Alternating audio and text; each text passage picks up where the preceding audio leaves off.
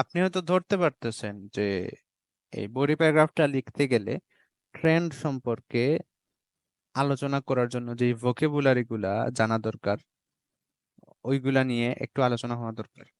কারণ ওইগুলা সম্পর্কে যদি ভালো আইডিয়া না থাকে তাহলে বডি প্যারাগ্রাফে বেশি লেখা যাবে না।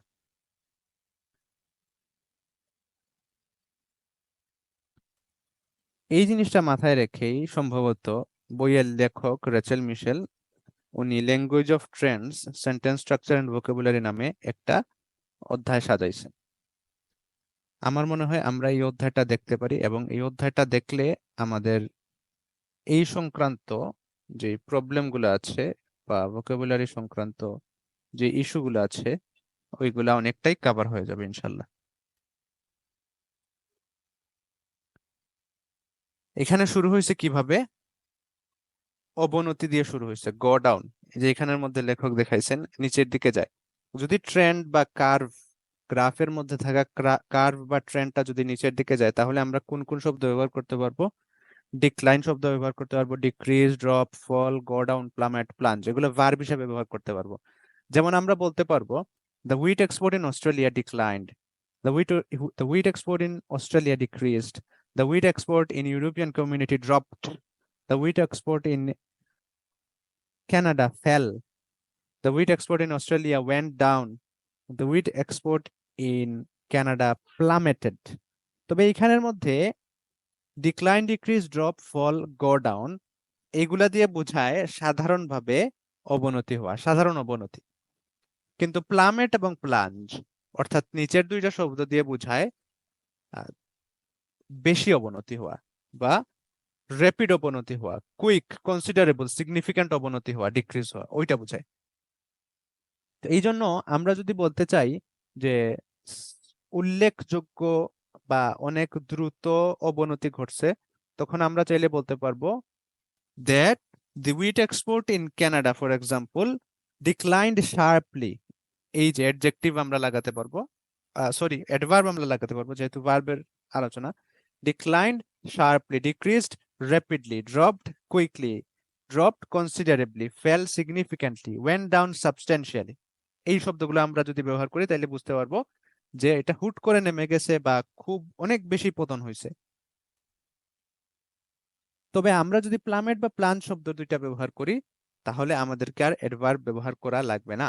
আমরা যদি বলি প্লামেটেড, তাহলে প্লামেটেড দিয়েই বুঝাইতেছে যে declined sharply, declined rapidly, quickly, considerably, significantly, এই জিনিসগুলা।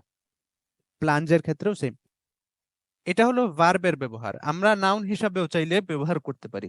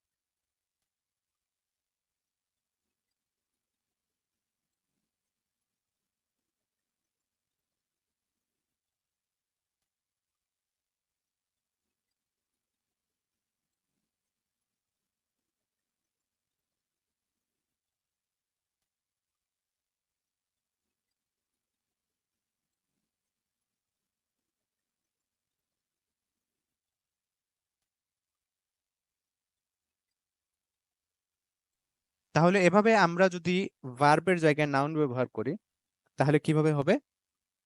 গো ডাউন বা নিচের দিকে যখন যাবে ট্রেন্ডটা, আমরা তখন ব্যবহার করতে পারবো যে the wheat export in Australia witnessed a decline, so a decrease, had a fall. এরপর আমরা যদি অ্যাডজেক্টিভ যুক্ত করি তাহলে এরকমটা হবে witnessed a sharp decline, saw a rapid fall, had a great drop, had a considerable drop, steady drop. তাহলে আমরা এতটুকু বুঝতে পারতেছি যে ভার্বের সাথে আমরা অ্যাডভার্ব যুক্ত করলে আমাদের অর্থটা আরো বেশি সম্পূর্ণ হবে, আর নাউনের সাথে আমরা অ্যাডজেক্টিভ যুক্ত করলে আমাদের অর্থটা আরো বেশি সম্পূর্ণ হবে। এই জিনিসটা হলো ট্রেনটা যখন নিচের দিকে যাবে তখনকার অবস্থা। ট্রেনটা যখন উপরের দিকে যাবে তখন আমরা কি কি শব্দ ব্যবহার করতে পারবো? ঠিক বিপরীত শব্দগুলো ব্যবহার করব। Climb, go up, grow, increase, decrease, rise, rocket.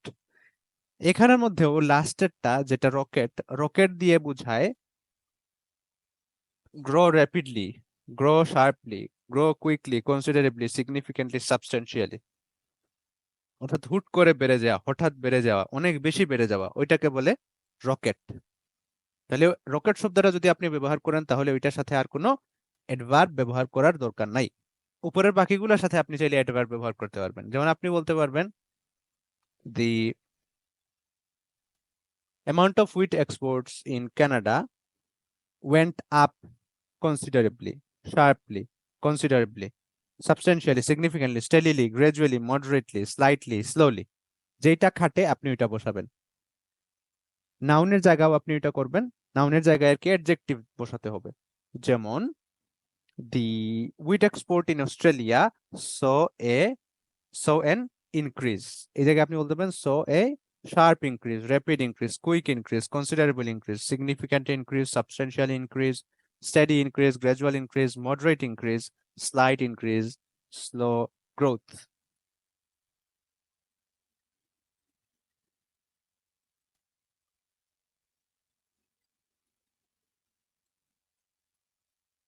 এর পরেরটা হচ্ছে যখন কোনো পরিবর্তন ঘটবে না তখন,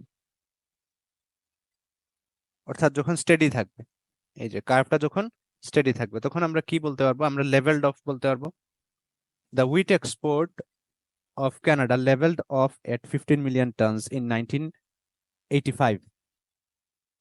অর্থাৎ 1985 সালে গিয়ে হুইট এক্সপোর্টটা, কানাডার হুইট বা অস্ট্রেলিয়ার হুইট এক্সপোর্টটা লেভেলড অফ হয়ে গেছে, অর্থাৎ ওইখানে গিয়ে স্থির হয়ে গেছে। এবং স্থিরতাটা কত সময় পর্যন্ত ছিল? and it remained steady, it remained the same, it remained unchanged, it remained constant until 1990, for example.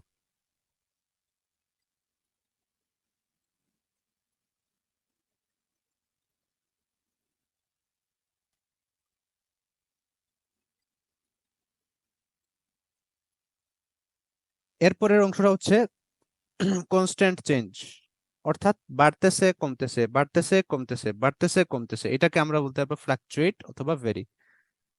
যেমন আমরা যেই এক্সাম্পলটা লাস্ট দেখছিলাম ওইটার মধ্যে ওভারভিউতে লেখা আছে যে the wheat export of Canada rose with some fluctuations, যে কানাডার হুইট এক্সপোর্টটা ফ্লাকচুয়েশন সহ বাড়ছে, অর্থাৎ ফ্লাকচুয়েশন হয়েছে বাট আলটিমেটলি ওইটা বাড়ছে। চেঞ্জ অফ ডিরেকশন, মনে করেন কোনো একটা পয়েন্টে গেল গিয়ে আবার নিচে চলে আসলো, অথবা কোনো একটা নিচের দিকে কোনো একটা পয়েন্টে গেল, কমতে কমতে কমতে কমতে একটা পয়েন্টে গিয়ে তারপর আবার উপরে উঠে গেল। তো ওই জিনিসটাকে যদি নিচে গিয়ে উপরে আসে ওইটাকে বলা হবে টু বটম আউট, আর যদি উপরে গিয়ে তারপর নিচে আসে ওইটাকে বলে peak at, to reach the peak of. যেমন আমরা দেখছিলাম যে কানাডার হুইট এক্সপোর্টটা রিচড এ পিক, যে কানাডার বা reached its peak. The wheat export of Canada reached its peak at 25 million tons in 1988 or 89, maybe 88 সম্ভবত।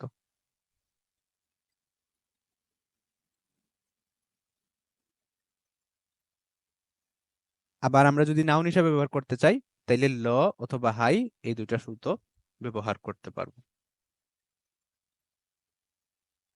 তো এই জিনিসগুলা যখন আমরা ব্যবহার করব, টাইম ফ্রেজ, হ্যাঁ টাইমের কথা যখন বলবো তখন আমরা বলতে পারবো from 1995 to 2005, for 10 years between 1985 and 2005, during or throughout the period of 1995 to 2005, during a period of 10 years, over the 3-month period between April and June. তো এইভাবে আমরা জিনিসগুলা ব্যবহার করতে পারবো। আপনারা যদি আরো বিস্তারিত দেখতে চান অথবা এই জিনিসগুলা যদি খেয়াল রাখতে চান, শিখতে চান, তাহলে রেচেল মিশেলের বই থেকে আপনারা বিস্তারিতটা শিখে ফেলতে পারবেন। আমি জাস্ট আপনাদেরকে একটা আইডিয়া দিলাম যে গ্রাফ বা চার্টের বডি প্যারাগ্রাফ কিভাবে কাজ করে এবং বডি প্যারাগ্রাফ লিখতে গেলে আমাদের কি কি বিষয়ে জানা থাকা লাগবে। এইখানে একটা চিত্রের মধ্যে সবগুলার একটা ধারণা দিয়ে দিছে।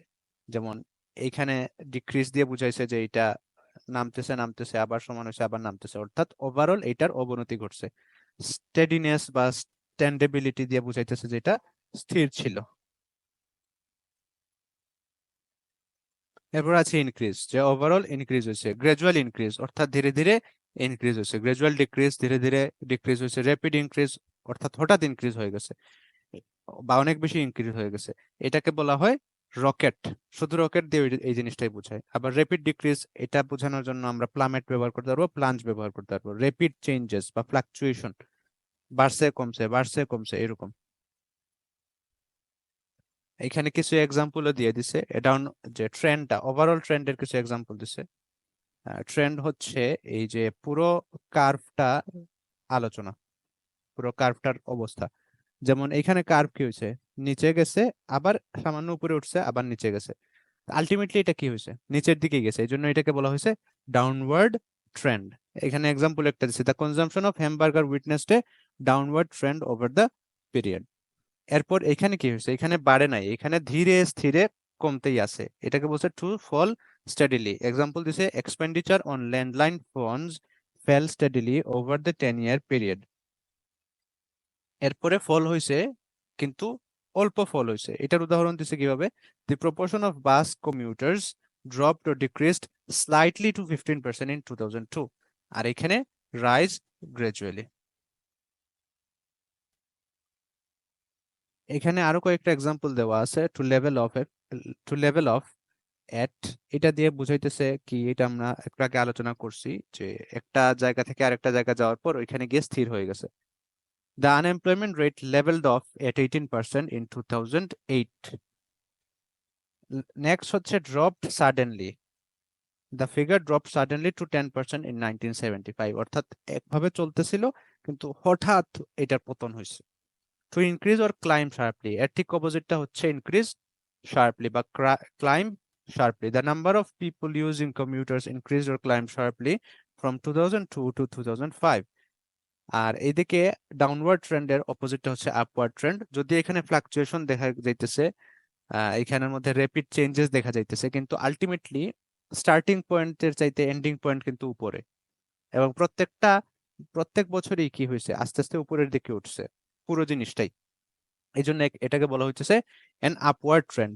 There was an upward trend in the number of people using the internet between 1995 and 2005.